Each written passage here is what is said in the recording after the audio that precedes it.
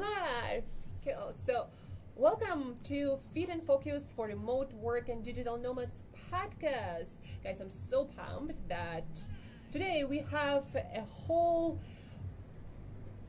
party of people, digital nomads, people working remotely, entrepreneurs, self-made people from all over the world, like speaking different languages. I lost count how many languages exactly.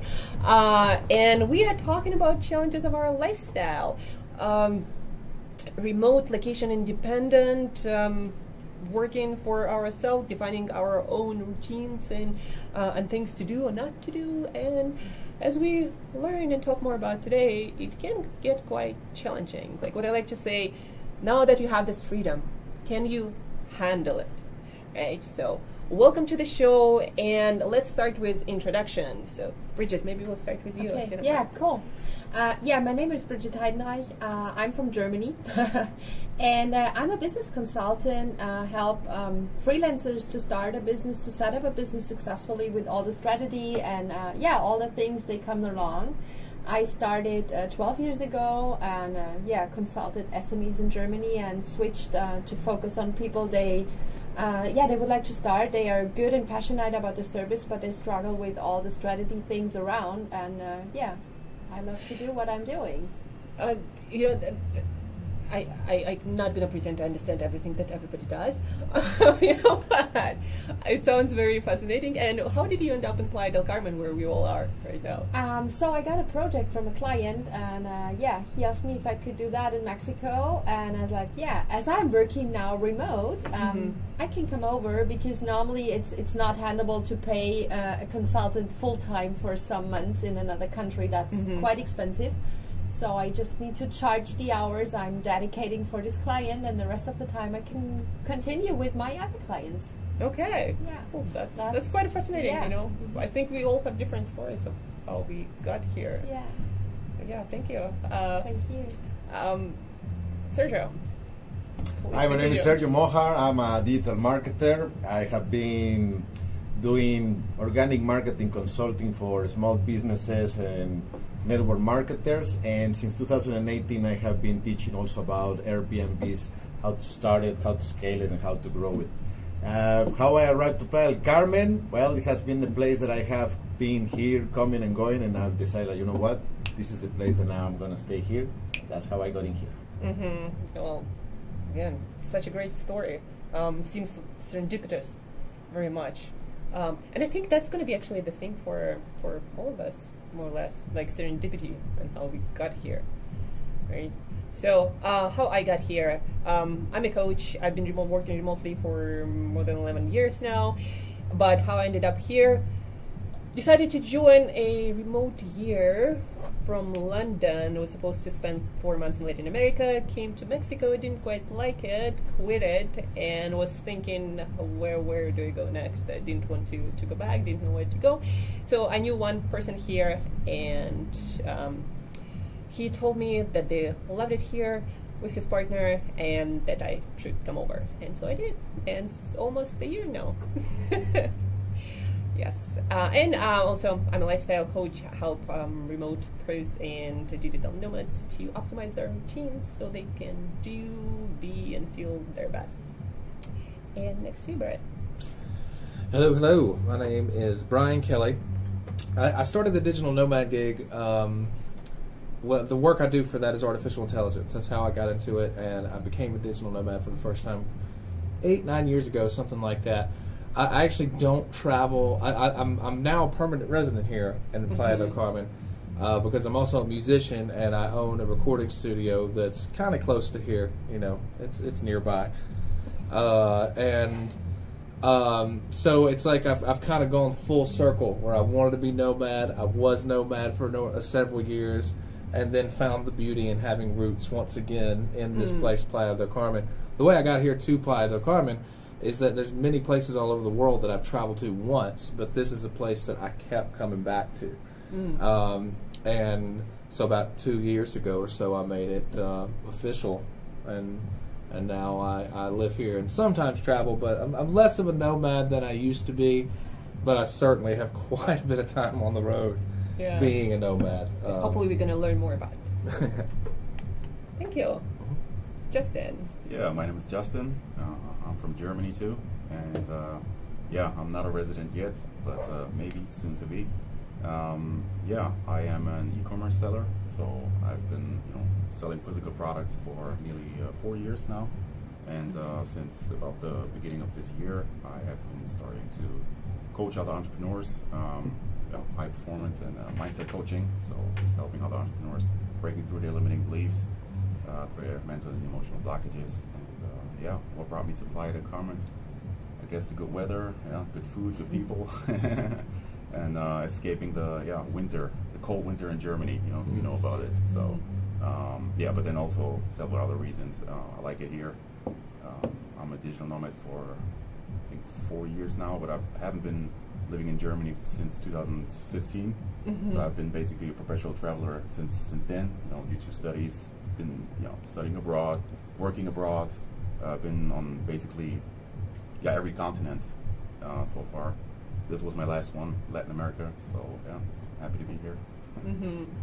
Yeah, I see we all kind of didn't really have a long-term plan to come to Playa del Carmen and stay here, but here we are, all of us, right, from different parts of the world, either nomads or full part-time or just very flexible to travel around and work where we want to work or where it's best for us for now to work. And I think, I don't know, guys, what do you think? Like this flexible lifestyle, working, living in different places around the world, like it's becoming more and more common, like compared to even before COVID. What do you think? I think it's becoming a lot more common. I think it's for me, being as old as I am now and that kind of stuff, I actually find it annoyingly more common. When I say that, I don't mean that I don't want other people to do it. It just irritates me how hard it was for me to do it 8 or 9 years ago. Like when I first kind of had the idea, it wasn't as popular of an idea. And I can remember having phone conversations with like employers being like, man, it makes no difference if I work remotely. Like, you're just being totally old-fashioned about this. And they wouldn't budge. So it was something that I had to work very hard to make happen. And I set, during the pandemic over the past couple of years, I've been like, these jerks, they work remotely. It's just being handed to them, I do see it becoming a lot more common. And because I'm staying in one place more often these days, and it's a place that people tend to come and go, I can kind of see that happen in real time as well. Yeah. So please feel free to contribute. This is a chat conversation, right? I can get you with some questions, but please feel free to. I was going to add, you can see yourself as a pioneer, instead of being so mad about it. You'd be like, well, I'm old school. I'm one of the OGs. Yeah, it's true. It's funny because in that time traveling, I've also seen the world change. Like as it becomes more connected and more people can work remotely, the more digital nomads there are, the more they leave their sort of imprint on the places that they go. And a really good example is one of the first places I went to like 8 or 9 years ago was Antigua in Guatemala. And it was like this quaint little village in the shadow of 2 volcanoes. And I went back like a year and a half ago, and they have like a Victoria's Secret now and a Wendy's. Like they got all this stuff now, and I was like, what happened to this place, man? So I feel like the world tends to operate like a phrase in the States is that you can't have your cake and eat it too. And the more the world becomes nomadic, the more the world is just going to become the same, I think, where you travel to this far-off place and you find a lot of the same stuff that was at the place that you were just at. So I think it's more critical now than ever to get out and do it because there's still so many places that are as of yet untouched, but will be in the future, Yeah, I totally noticed that. When before coming here, it was my first time to come to Mexico a year ago. I was like, am I going to be able to find like food I like, or shampoos, or body care? And I walked along Fifth Avenue, and you have like Body Shop, and, you go to Walmart, all that kind of stuff.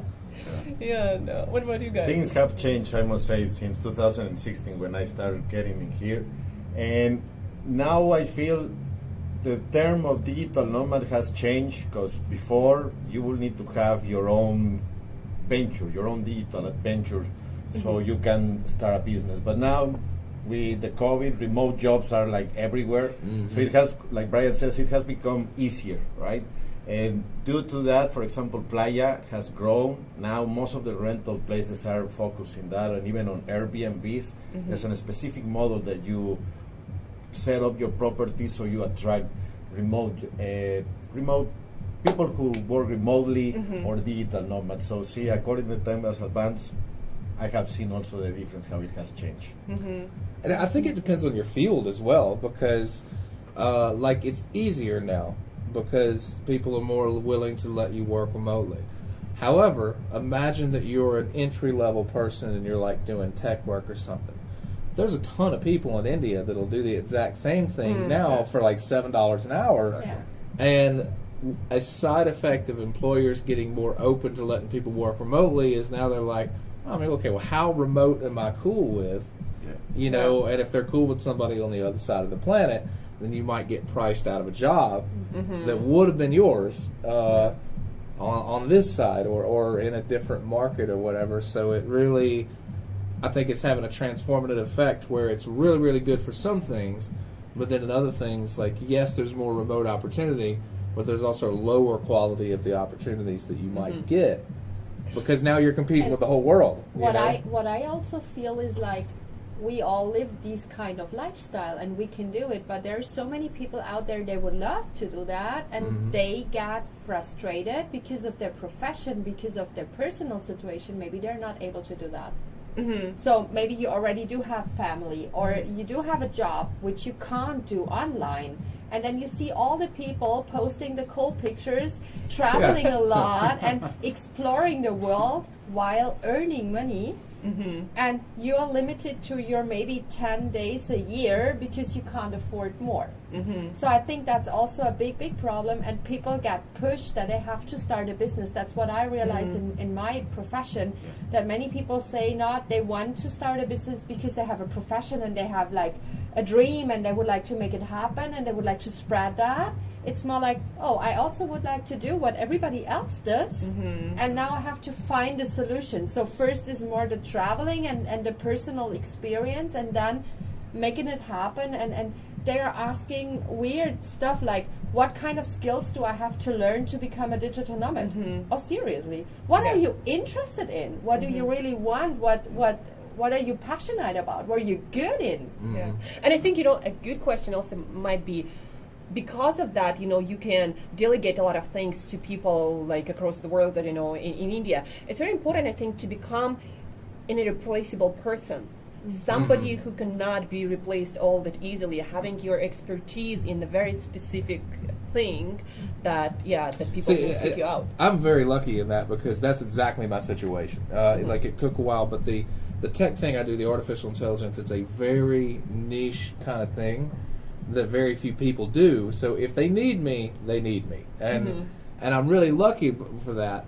But maybe luck's not the right word. Like I tried to make that happen over the course of a very long period of time, recognizing what you just said, that like there are a ton of coders out there, for example, that can just do general coding.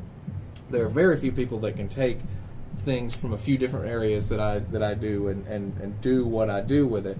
So because of that, it puts me in a very secure place, and I've been there for quite a while, and I appreciate that. I like that. I highly recommend that for anybody to become kind of a special. You know, if your initial goal is just to get out there, you know, then you have to generalize a bit. Like, because your first goal is just to. I think for most people, that first goal is they're breaking free from where they came from. And that's a huge psychological step, like, because once you can get past that, well, you're like, well, hey, I'm in Mexico. I mean, if I can do that, then, you know, I can do all these other things. But moving beyond that, the future in it is that you have to build some security around it and doing a general kind of thing is not always the answer. Yeah. And it can be, I think, done in any area, like, e-commerce or any kind of, I don't know, coaching or whatever it is. Just find, your clients, figure out their problem like the way that nobody else did, right? And serve them in a very specific way. So. Yeah, but it's as you said, you need to first find a problem. So that's the thing. That's what I always realize, that people want to do something, they want to become a digital nomad, they do have a passion and they would like to make money out of it, but there's no need.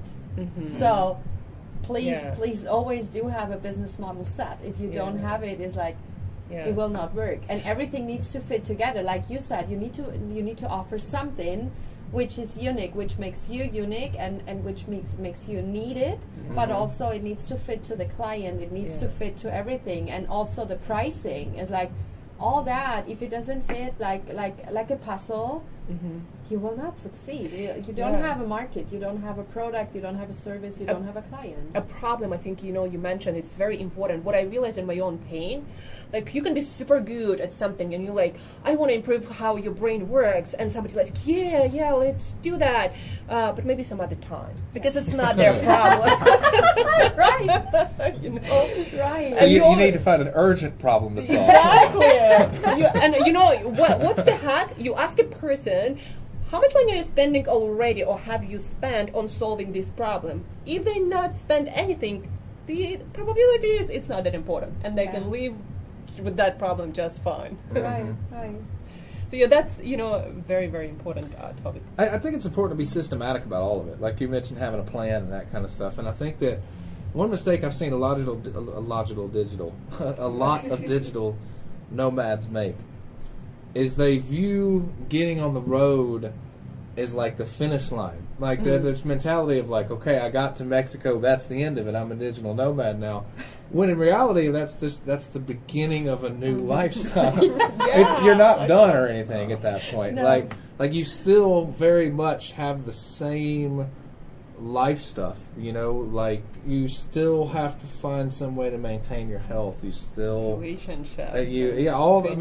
You're when you get to where you're going, you're still gonna be you, and still alive, and still need to do life stuff when you get there. And I've met a lot of starry-eyed new digital nomads that are just like, I'm here. I'll never have to worry about anything again. Actually, it is on the other hand. Once you're in here, now life starts getting... Yeah. It's like the roll the credits on the movie, I succeeded, like there's nothing beyond this, when in reality, you need to roll the credits for the beginning of this new movie that you're just starting, because it's a whole... It's a whole thing. There are many things. I for the first time, what I realized traveling alone and without working means like that you have to love yourself. You need to like yourself. You need to like also maybe the parts of yourself you don't like. You have to accept them. Because when you're traveling alone, maybe you're in a hostel or you live in a co-living surrounding, right? So you're surrounded by others, but that's not like being with friends or family. So sometimes you have to have dinner alone. Sometimes you go to the beach alone, and a lot of alone time. Then you can hear your thoughts, you can hear your beliefs, and you have to accept them, and you have to handle that as well. So as you said, the journey just started, because then you are facing new challenges you maybe don't face when you stay at home. Yeah, like, routines. Yeah, you fall into your routines, and that's kind of like fun. You just go through your days, etc. But now you're in a new destination, and that's a completely different routine, and all of a sudden you start having different thoughts. As you mentioned, a lot of alone time that a lot of people, especially who do it, alone, not like couples or families, who start this remote lifestyle or being a digital nomad, and they don't go to the office, they don't meet a lot of people. You have a lot of alone time, and your brain starts going into places. Yeah, right? That does not work. Like what I can honestly say. Like, I've traveled somewhere between 50, 60 different countries when I was the most active. My sort of MO is I would go to a city, and I usually would stay there a month and then move on to the next one. So I spent like a month in Athens, a month in all these different places. And there were some that were better than others, that I had a better time. And what I realized later in the process that it wasn't so much whether or not they had cool sights for me to see or good food. It was about whether or not I went out and met other cool people. And in the places where I isolated and tended not to do that were the ones that I did not enjoy as much or did not have as many positive memories about. And I really learned that it really, at the end of the day, after all the travel, I learned that it doesn't matter where you are. It matters who's there with you, you know? Exactly. Or at least for me. Like, some people are truly nomadic and just prefer to be alone and that kind of stuff. But I think most people are like I think most social people are creatures. social. Yeah, exactly. Yeah. I mean, they even, in your sense, like, sorry for a geeky insert, they say that probably our brains made purpose actually to learn how to interact with others, because that's the only way as species we survive. Alone, we are very weak in animal kingdom. I have a weird theory about that, and it's kind of gets on the scientific side of things, and that is that in like quantum physics and stuff, they have a lot of research to suggest that things only come into existence when they're observed. Like they don't take focus. And I understand that you're still going to exist if I'm not observing you. But wouldn't you exist a little bit more if I was observing you? It's like does the tree make the sound when it falls if nobody sees it? Yeah. It's like maybe you're able to exist without other people observing you because you can observe yourself. But I would also argue that maybe it's easier to exist if other people are observing you because you're here just like any other object that now exists because it's being observed. So maybe you yourself in a way become more real when you have other people around you and they're observing the things that you're doing and you're observing them. You're helping each other become more. Yeah. If that makes any sense. To that point, I think interacting with others, to what you're saying, Brian, it's one of the best tools, accelerator of self-development. Because if I'm a jerk, but I don't interact with someone, how do I know that I'm a jerk? Right? Somebody needs to tell you. Yeah, exactly. I make sure that Juan remembers all the time. But yeah, so do you have guys anything to add to that, interaction with other social life and other places, in your social life, in your digital nomad life or remote life? I agree that, let's say in 2018 when I came here for the first time, my social life was not as big as it is now.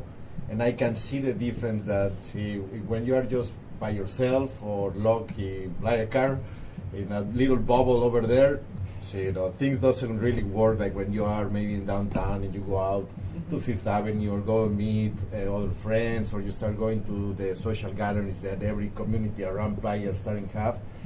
Develop a better, healthy relation with others and with yourself. Because when you're spending too much time with yourself, definitely crazy ideas start passing through your mind. So, yeah, and also for me, it makes it feel like home. Playa del Carmen feels like home because of the people. Because I go out, I say hi to people. I meet friends. I interact with. Whereas if you're just by yourself and you don't know no one, it feels like a hotel stay. You're just on vacation and that's it. Yeah. You're not connected to the place. One thing I really enjoy, I think, most about Playa del Carmen is I've been to a lot of other places. Say for instance, I spent a year in Bali, and the way I kind of is I rented a place in Bali, and once a month I would make a visa run, and I'd use that as an opportunity to go spend a week in Vietnam, a week in Cambodia, and that kind of stuff.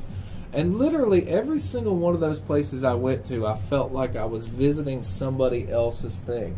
I was like, I'm visiting Bali at the home of all of these Indonesian people, that kind of stuff.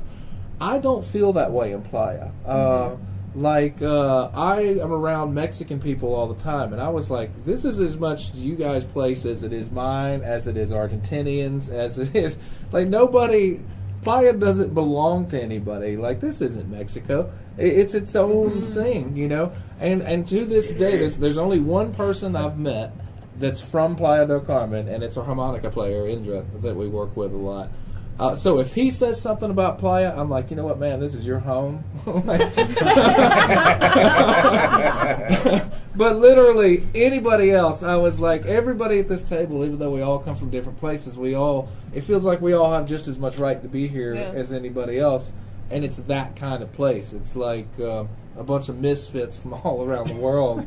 It's the island of misfit toys. You remember the Christmas thing? God, what was it? There was a Christmas. I'm from Russia, so probably not. Yeah, it's like this really old gringo Christmas special to where the toys that none of the kids want go to this specific island of, and it's the island of misfit toys, and they all live there. Anyway, I probably should have stopped talking about that. Good 60 seconds ago. The thing about island, I actually feel like we are on an island where just a lot of people from different parts of the world come. Yeah. And the second thing, I wanted to kind of give people listening and watching a takeaway.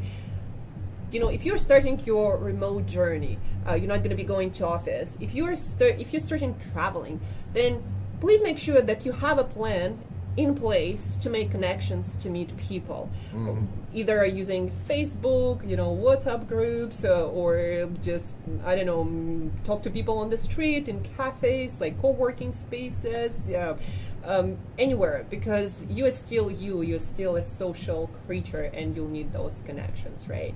Otherwise, and so do they. Yes, like exactly. The people that you reach out to probably need it just as bad as you do. Yeah.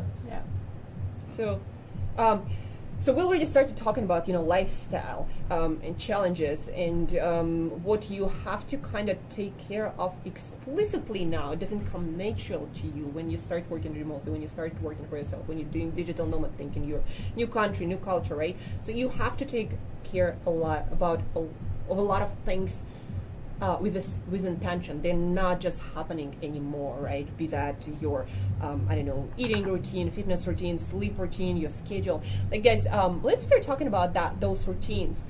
And maybe let's start with your non-negotiables. What I hear a lot from people living remote lifestyle, digital nomads, entrepreneurs, business owners. What are some things that like you gotta have in place, around your schedule, or maybe your food or your fitness? Like, what are some foundational things that, if you don't do them, you can be screwed at some point, sooner or later? I have to work out and I have to dance. So if I can't that, it doesn't work for me, because like working out is something for my health and for my body health. But dancing is like, that makes me happy. And if I can't do that for a long time, it doesn't matter how nice a place is, I can't stay there. By the way, what do you do for workouts? I go to the gym. Yeah, so classy. I try to find a gym where I can do classes to meet people, to socialize a bit. But also I do just the regular, ordinary stuff in a gym. So it doesn't need to be the fancy gym, but it needs to have some classes. Yeah, cool. Yeah. Thank you, Bridget. So exercise and dancing. Anything else? Or no, that's the most important. Of course, there's some small things. Like for me, food is very important. So that's, and we'll talk about food, in detail. Playa is paradise, because you can find restaurants from all over the world.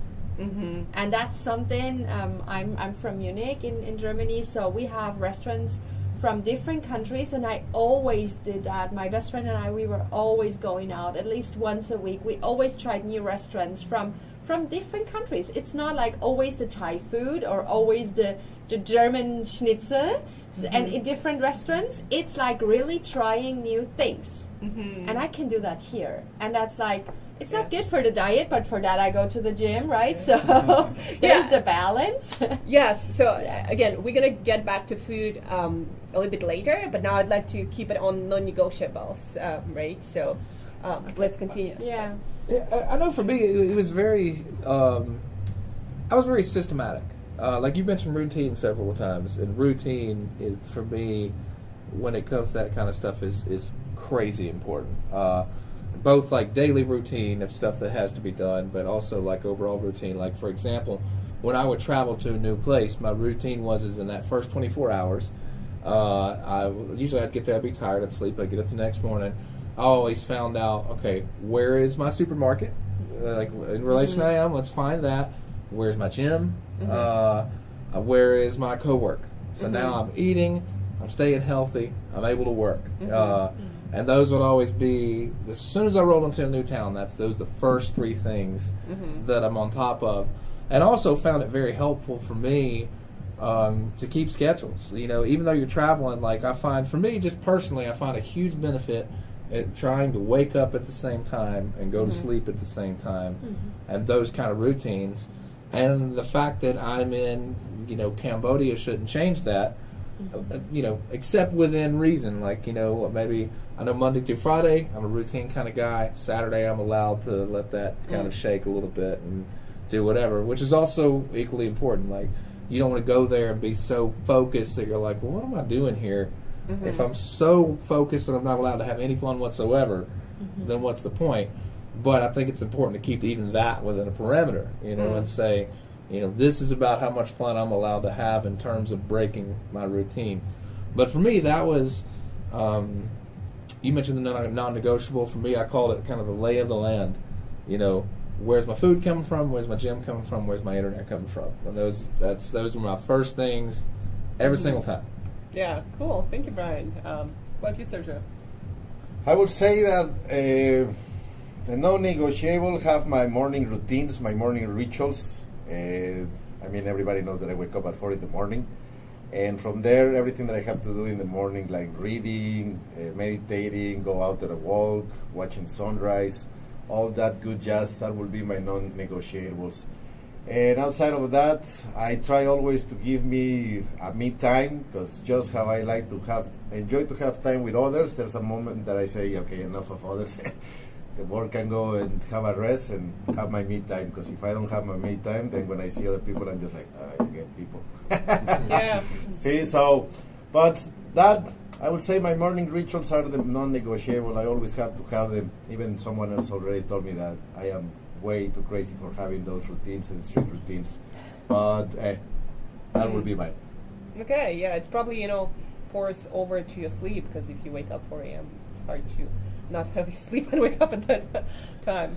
But, yeah. I think if you wake up at 4 a.m., the most important thing to do is leave other people alone. Yeah, that's what I learned also. That's exactly the part why I love to be awake at 4 people, so other people can leave. I do that. Yeah. I do that sometimes. Like, I had one of those mornings yesterday where I got up at about 4, and those first few hours can definitely be crazy productive when just the rest of the world's leaving you alone. Yeah. Sure. Like for me, that's why I wake up at 5. So not 4 a.m. Although I used to be at some point. But anyhow, yeah, my non-negotiables, my sleep routine. Like I like to be on the same schedule. My food, breakfast, lunch, dinner. I have specific foods. My fitness, 30 minutes a day. My meditation, breathing. Also, I have morning routine, right? And I think that's about it. Just taking care of those things, like very foundational. Your sleep, your food, your exercise, mindfulness, like meditation, and the rest kind of, especially, for me as a coach, it's like my clients, my work, my content, whenever they fit, as long as I sleep, exercise, eat, and take care of my brain, the rest works. But if it doesn't, that's where I really feel like, this digital nomad lifestyle just taken a toll on me. So I found it also, just wanted to share with listeners that the crazier your lifestyle and work gets, the better you're going to be with routines, with having some anchor, something to ground you, to balance you. Otherwise, you'll burn out much faster than you expect with this lifestyle. Especially, if you're jumping into entrepreneurship and nomading and all of this stuff. Yeah, I can give a very real world example about that, because that's why I came back to this side of the world. I spent a little bit over a year on the other side in Southeast Asia, right? And the number one reason I returned is because I simply could not get my body to cooperate enough for me to have a routine. Because I had to meet with clients in the States in the afternoon hours, which means I regularly would have to get up at like 3 o'clock in the morning for a meeting. And I'm the type of person to where, like, in the morning when the sun's coming up, I can't plan to sleep during that period of time, because my body just won't allow it. And you mentioned burnout. That's what made me think of it. After a year, I was like, this place is beautiful. I love it. I got all these things going on, but I just can't be here anymore. Like I'm simply unable to maintain routines that are meaningful, and I got burnt out, and I had to come back to this to this side of the world at least. Yeah, I think at the end of the day, what I'm hearing, we're all humans. We all gotta have those things, right? We're still those animals. we need to take care of basics. Yeah.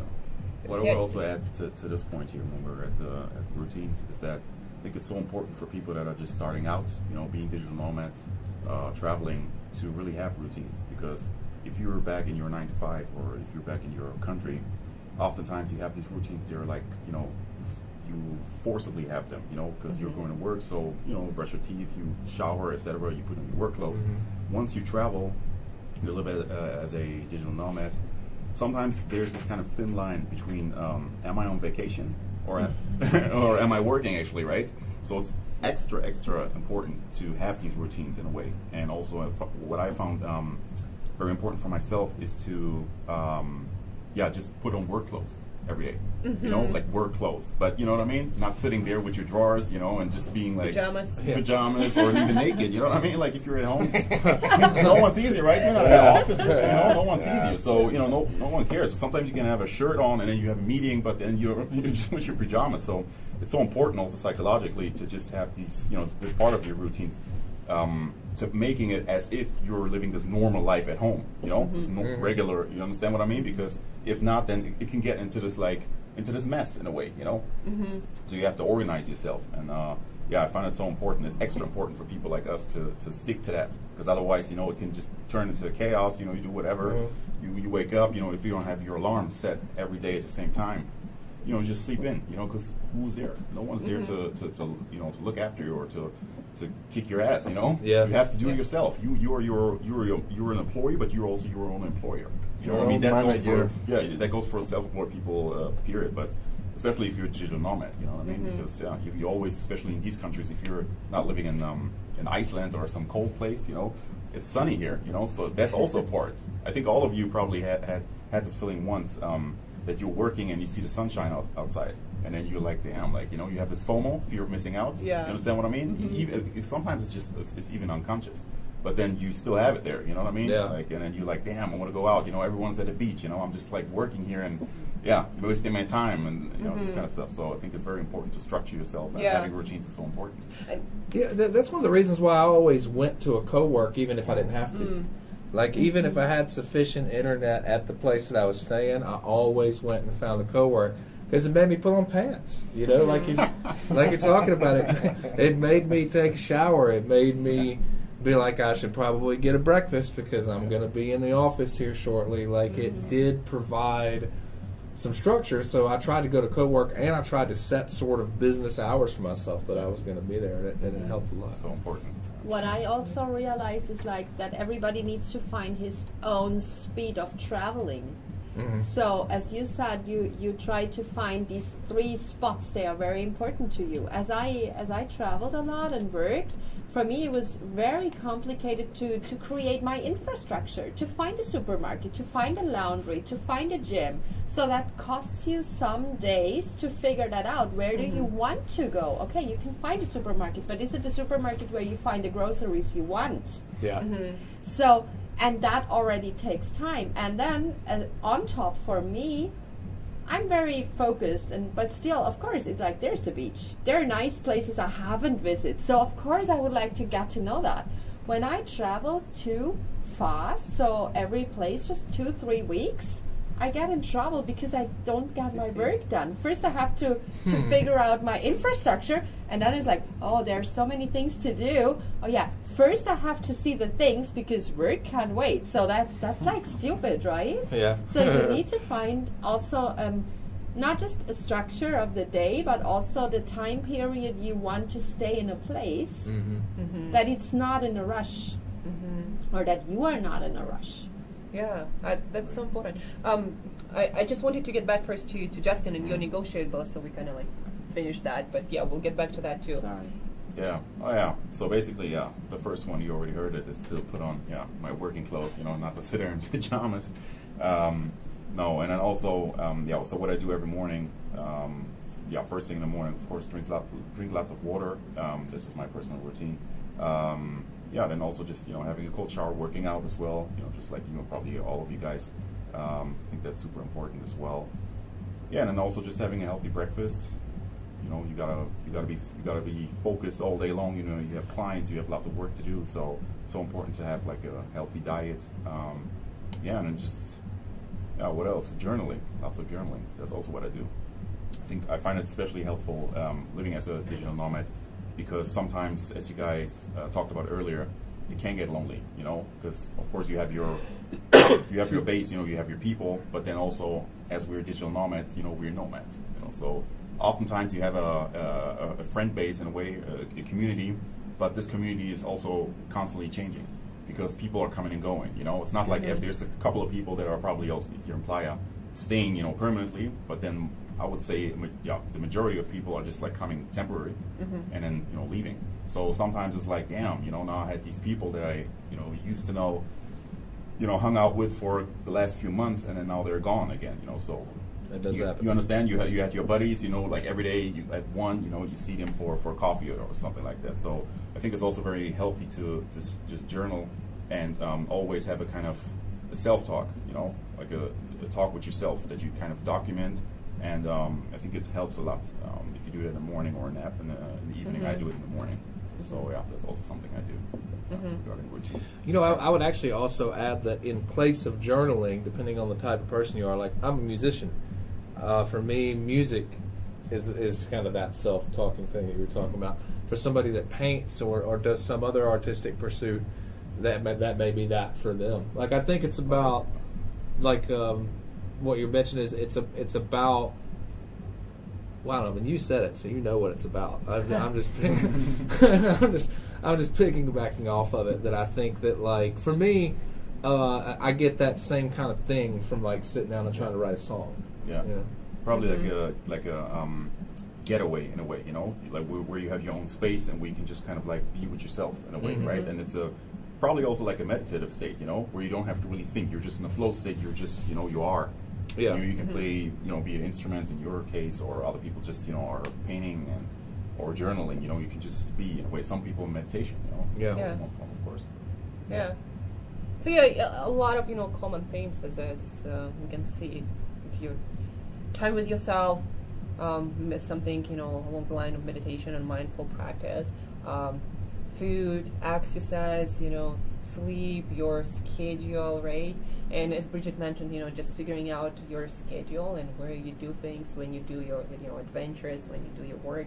And that actually maybe we all share, when it comes to productivity at work or whatever you do, your business, and adventures, like how do you personally maybe set it up? Like where do you draw boundaries? Like, okay, this is the time I work, this is the time for adventures. Does it get, I don't know, does it bleed into each other sometimes? So maybe now less than before, or maybe the other way around. For me, I try to focus on work, but I also want to be flexible. So if there's something coming on a Tuesday and I don't have an appointment, I don't have to do anything, okay, Tuesday's my day off. It doesn't need to be the Saturday, Sunday. That's the flexibility and the freedom we have. And I think we should take advantage from it. We should do that because that's the reason why we choose this kind of lifestyle. And for me, it's like the ideal lifestyle, but also we have some cons, right?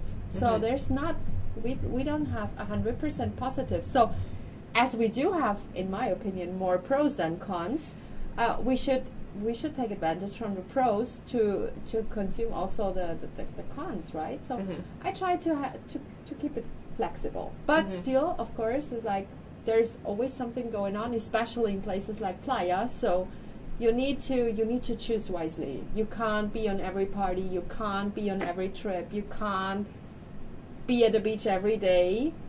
And the imagination some people have, like being a digital nomad, working remotely. We are not working at the beach. There's no Wi-Fi. Nobody's working at the beach. There's no Wi-Fi. There's no electricity.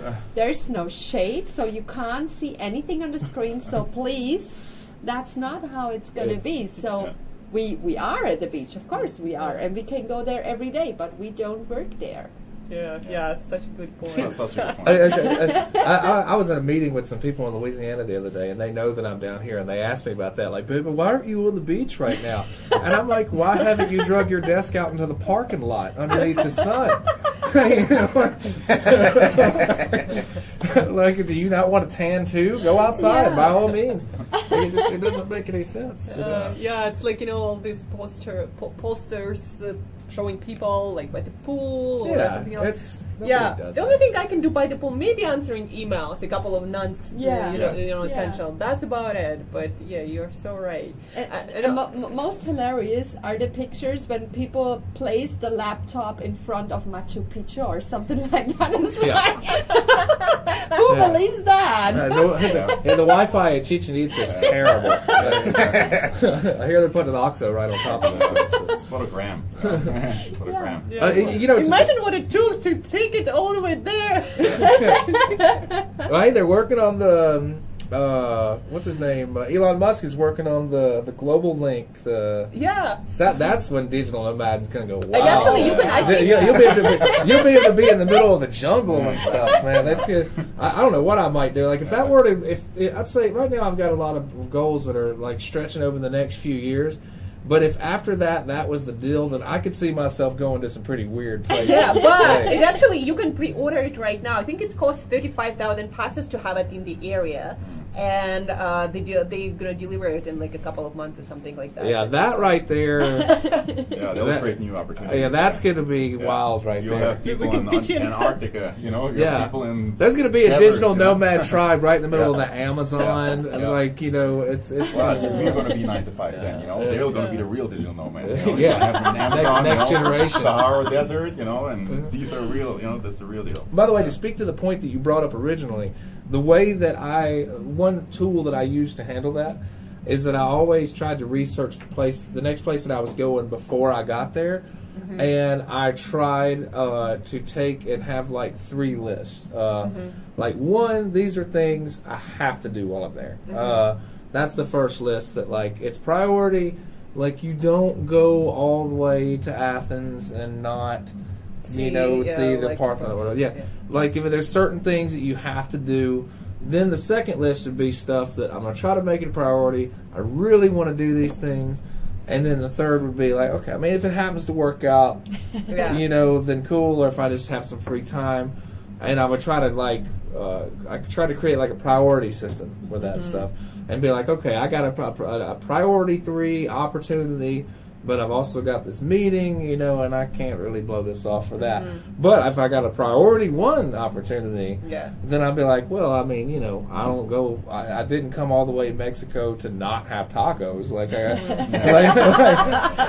did not have a single taco. Actually, no, you didn't. I didn't. I'm aware. I'm a nutritionist, right? Tacos are very. As an example.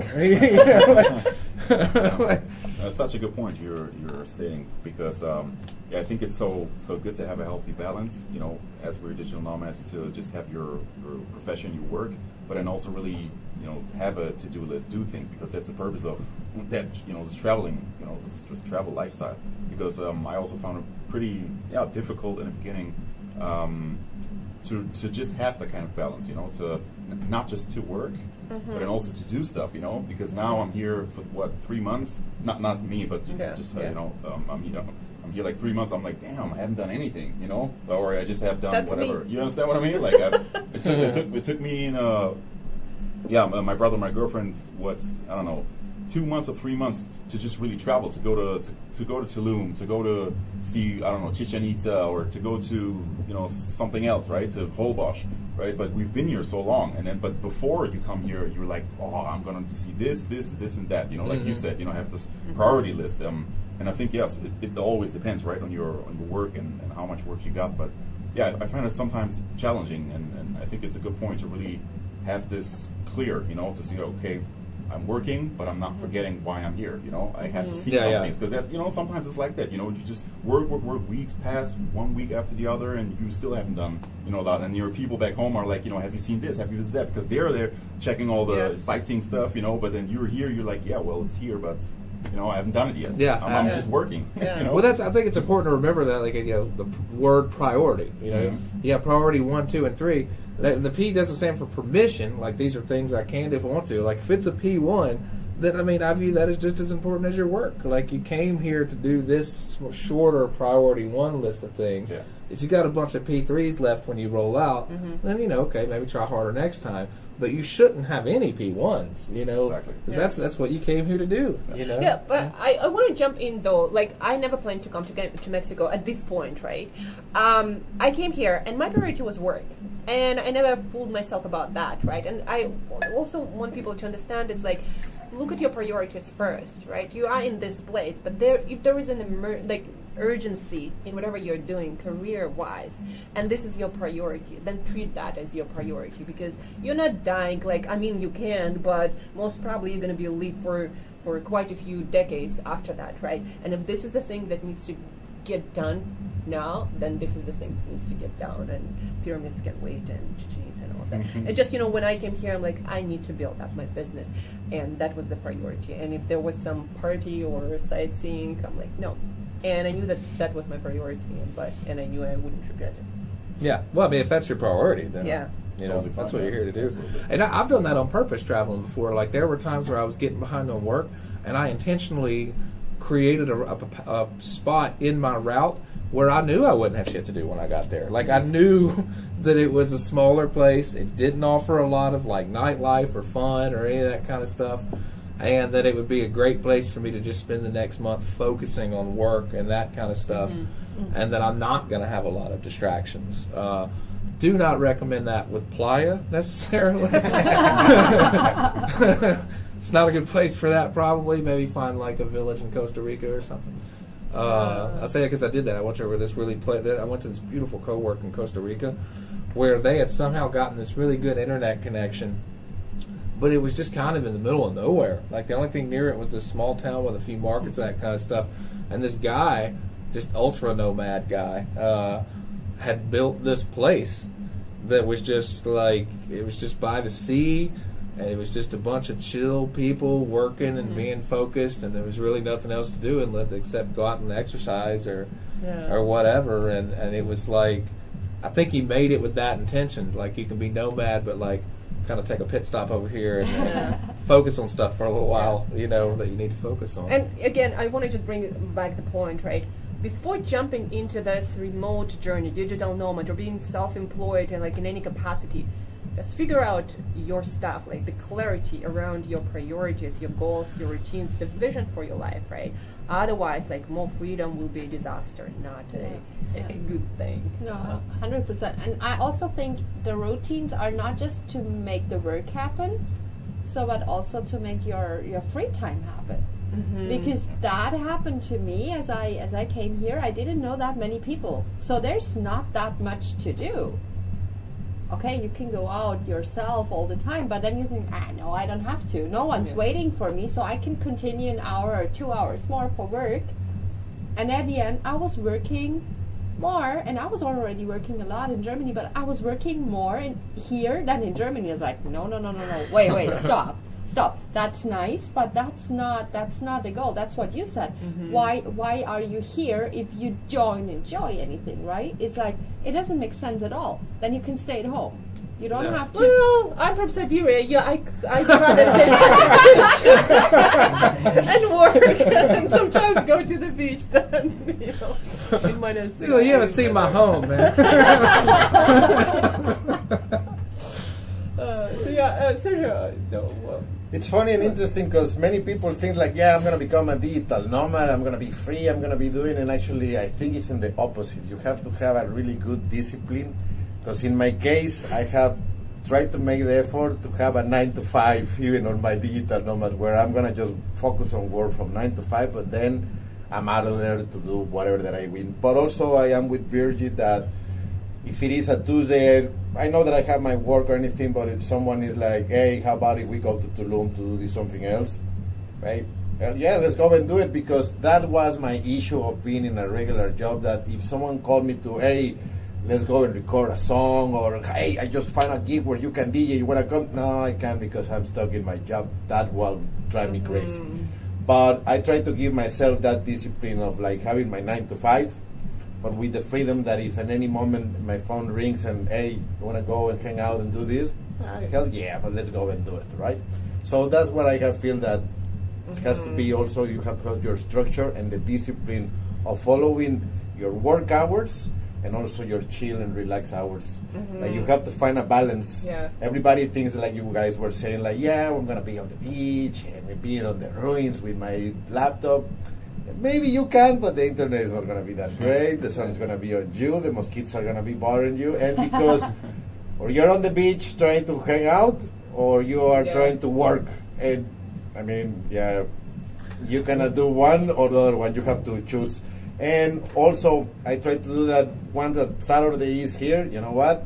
Computer is closed, or I just watch Netflix, or I go to the beach, or I jump to the pool, whatever it is. So always having that balance between work and chill time.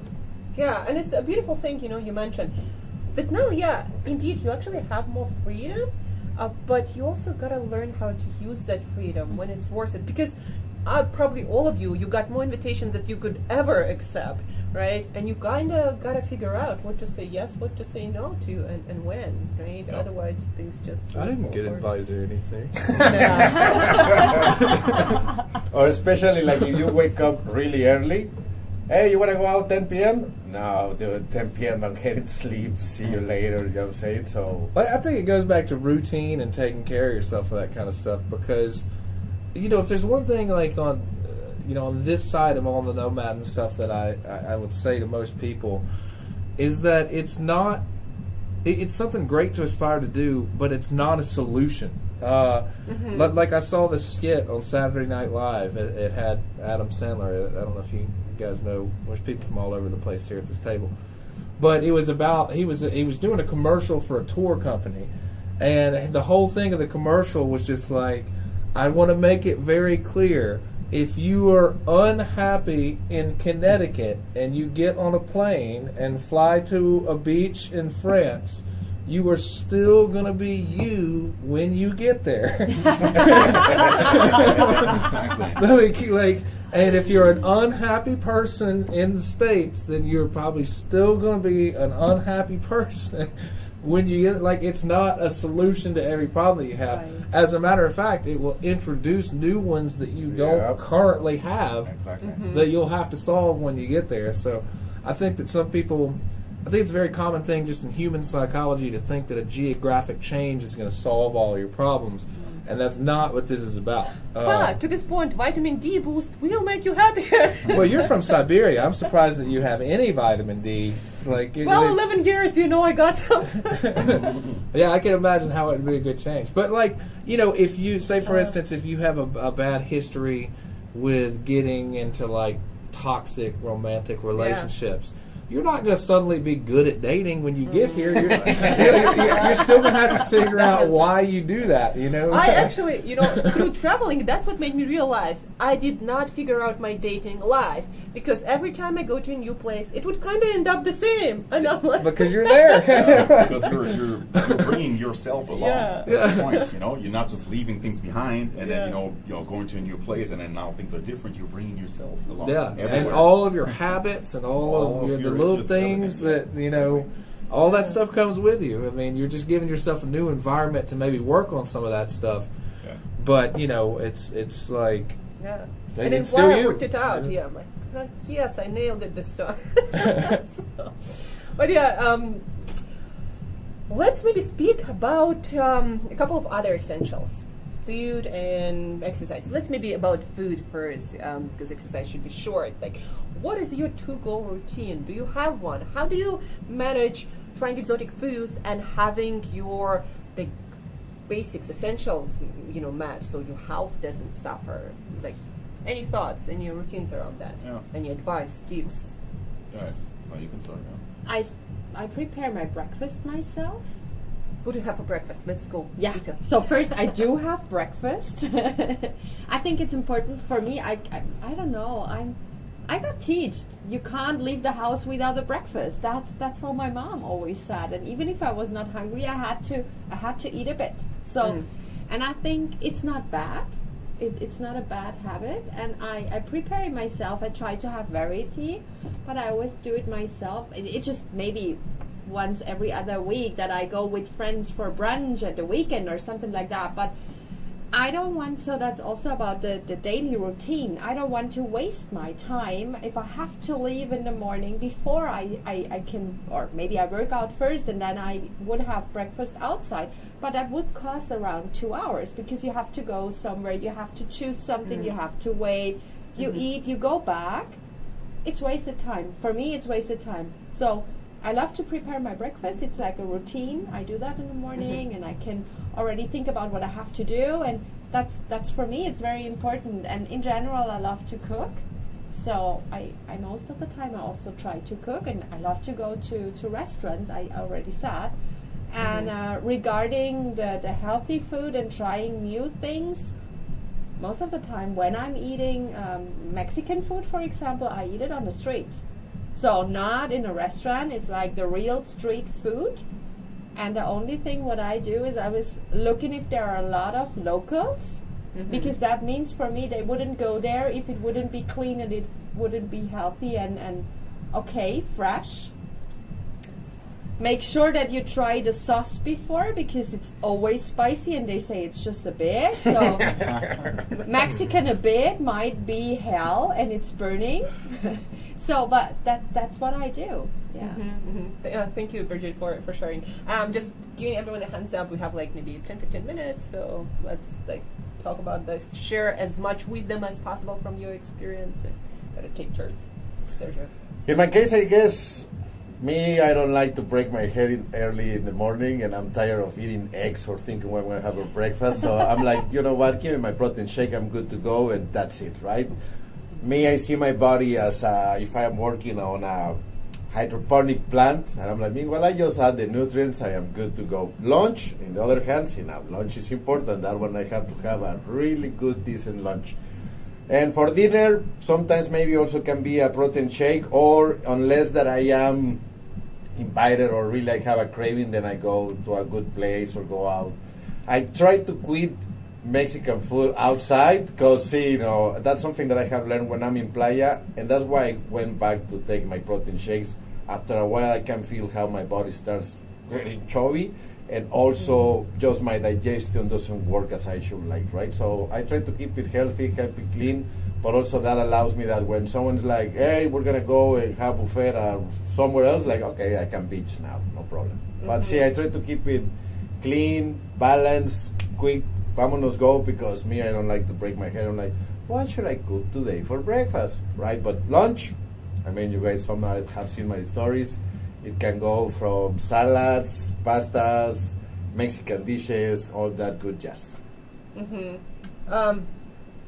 Maybe also, guys, if you have any hacks or things that you learned not to do that could be useful to people, just when traveling or working remotely, also please add them to the mix so people avoid mistakes or things like that. Like, for example, I learned if I eat a raw salad somewhere else, I'm most probably going to have stomach problems, right? But that's just me.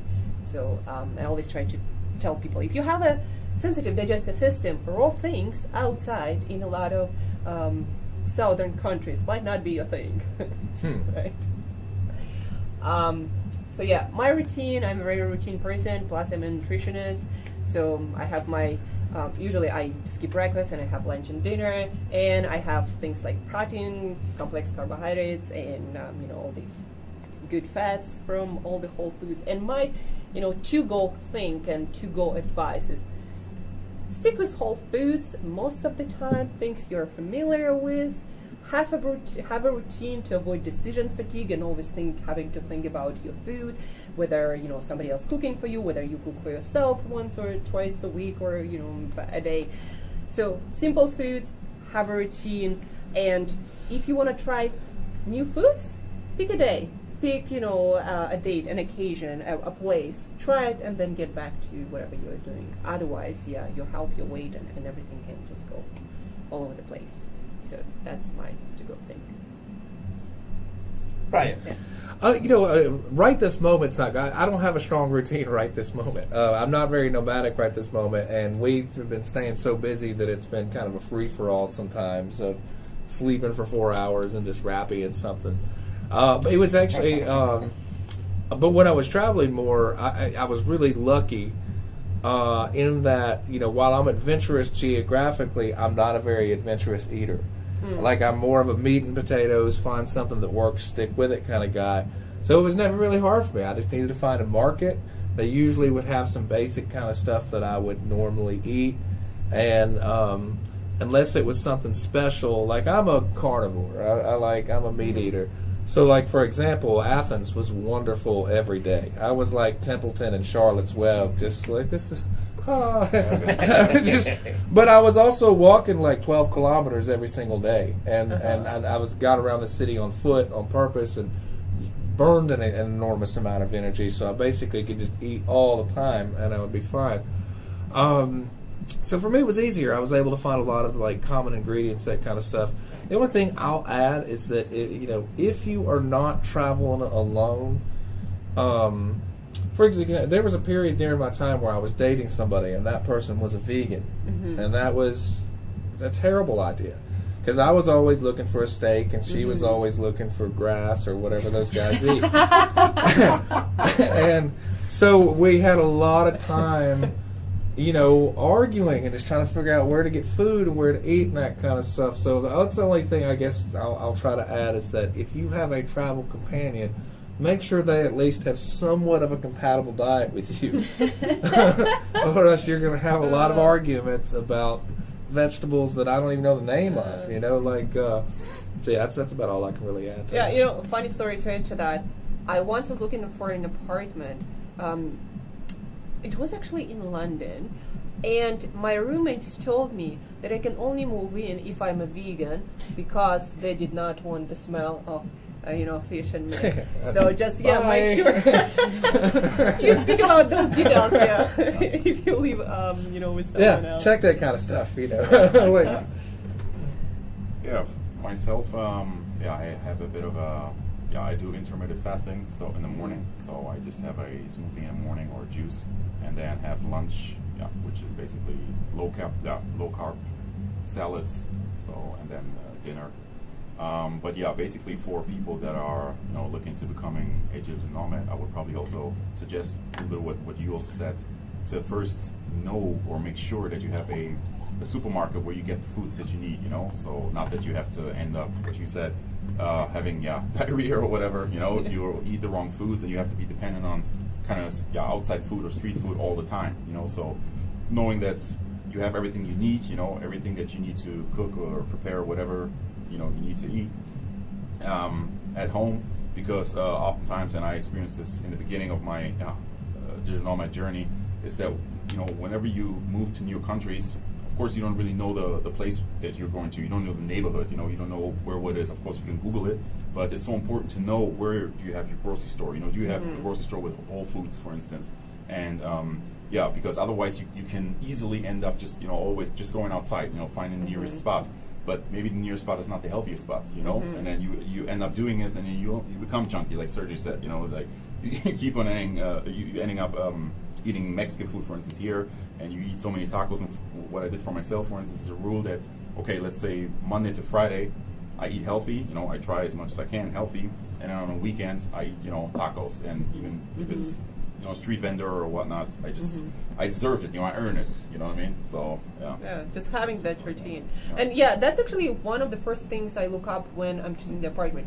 Is there a grocery store where I can go and get stuff? Like fruit, vegetables, yogurt, meat, etc. So if I have this, I'll survive, right? And just in general, I think I would also add, guys, food is important. It can screw up your travels, your routine, no matter where you are. So do figure out what works for you, and that you can find it where you go. And then experiment as much or as little as you want. Have you guys had to deal with, a regional sickness with food? I know in Bali, I had Bali belly. I was in Mexico City 2 weeks ago when I came back with salmonella. Have you guys had to deal with food-related maladies? I guess everybody who has been to Bali had the Bali belly, right? Yeah. Which is it? I've been to Bali for 6 months. I was there, and really, but I cooked all my food, so I didn't. Okay, yeah. So that's. I had it completely knock me on my tail, because I broke my arm in Bali. This arm is broken in half. I had to do surgery. Anyway, long story short, I get out of a 3-day stay in the hospital, and the next day is when I got Bali belly. And the combination of those two things, I was in a bed in a hotel room for a month. Like I was out of commission for 3 or 4 weeks. It was bad. Yeah, yeah. Those things can really, screw up like routine travels, any enjoyment that you otherwise would get from travels, and that's to that point, guys. If you're also in a place for just a few days, try to make your food maybe less adventurous unless you're there for that purpose, because otherwise you might end up staying in a hotel room the whole journey. Especially I noticed that about, again, Southeast Asia, places like Latin America, South America. I think there is also has something to do with the South and more bacteria. But yeah, so guys, we're gonna wrap up today's amazing chat discussion around our remote and nomadic lifestyle. So last addition, like, do you have any thoughts, advice, hacks, like something to give maybe our listeners, our viewers some value, like anything you'd like to add at the end, like a parting song? In general, I would say if you feel that you need to try it out, give it a try. That's very important. So don't let the fear win. Of course, be prepared, get some things done. I would recommend when people want to start a business that they do have at least a base. I met several people, they came here and just tried to find luck just because they changed the location, that everything will get better.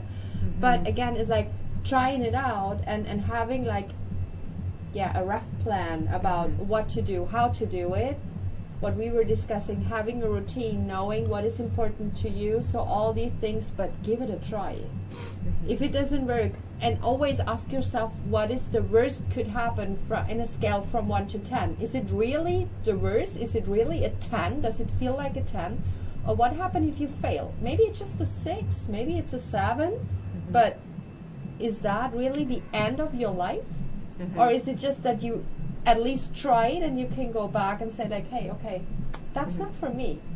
Or maybe it is for me, but I have to change something. So that's what I would like to say to people.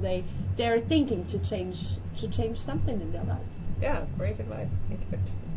My advice would be stand up in the shoulders of giants, meaning like look for those who are doing already what you want to do, and go to them, ask them what is working, what is not working, and then in that way you will save a lot of headaches and problems. So 1, 2, 3, just go to those ones who are already doing what you want and ask for advice. Yeah, amazing advice. Just learn from each other, from other people who already did what you're trying to do. And as for myself, I always, recommend 2 things: having clarity about what your journey, remote digital nomad journey, what you want it to look like, what are your priorities, like all of us said already, and then have your health foundation in place, like figure out what makes you work, sleep, nutrition, fitness, mental health, relationships, and as soon as you get, where you need to get, start doing that, right? Put that in place and then figure out the rest. So that's my to-go advice. I would kind of, add to that stuff that there's really never been a better time to do it. Like we talked at the beginning. And also, before I traveled, I'm from Mississippi in the States, where just almost everybody tends to, it's one of the most least educated places, and not a lot of nomads, heading out into the world. And I always had this vision of what the rest of the world would be like and that kind of stuff. And, I would just tell people that no matter where you're going to go, when you get there, you're going to find people that are trying to protect their family, they're trying to work, they're trying to raise their kids, they're trying to make money, they're trying to do all the same stuff that you're doing. And there are very few places left where they're going to be like, we'd never even seen a white person before. We didn't know that exists. Like, when you get there, you're probably going to find that you're not the first 100th or even 1,000th person that had the idea to go there. So it's not as drastic as, like, people where I'm from, they think they're going to take one step in Mexico and immediately somebody's going to murder them. And that's just how a lot of gringos think. They just think that, like, if it's not in America, you're going to be murdered within 28 minutes of stepping a foot off the plane. And the only thing I would say is that no matter where you go, there's family people, business people, like people that they're trying to do all the same stuff that you're doing, and so expect that. Don't get there and be like, well, this is just like home. This is their home, this is somebody's home, and they're trying to live in it, so get there, live your life, show some respect, and don't let, the fear of the unknown stop you from doing it in the first place. Great advice. Yeah. Justin? Yeah, my advice probably, I would probably advise, exactly what you guys advise, but then also add to that, just to ask yourself, what do you have to lose? What do you have to lose? What is there to lose? If you're not doing it, you're going to be back in your country, and just do it. What is there to lose? You can only win, actually. And even as you said, right, if it's just like a month, give it a month, try it out, And oftentimes, people have been on vacation for 2-3 weeks, sometimes even a month, and nobody probably was complaining. It was super nice, and this is basically it. Just that you also work in this kind of vacational place. So just give it a try, and always think about it. What do you have to lose? You have nothing to lose. Yeah, thank you guys for that. First of all, for this amazing discussion. I'm sure people learned so much and related to so many struggles and things we went through, going through. So thank you so much for sharing so openly. And also, by the way, guys, I'm gonna link all of the people, give you some link in the show notes. So check it out if you want to connect with any one of us. Also, we are in Playa del Carmen, right? You can ask us how it is here if you are considering to move here. And also, at the end of this episode, I'd like to thank our sponsor and the studio where we are recording, Fifth Avenue Sounds. Amazing place. I don't know any other place that does the work so professionally. So if you're any kind of content creator, check them out. Record and make content the way you want it. And I think that's about it. Start, travel, but be clear and take care of yourself. And till next time. All right.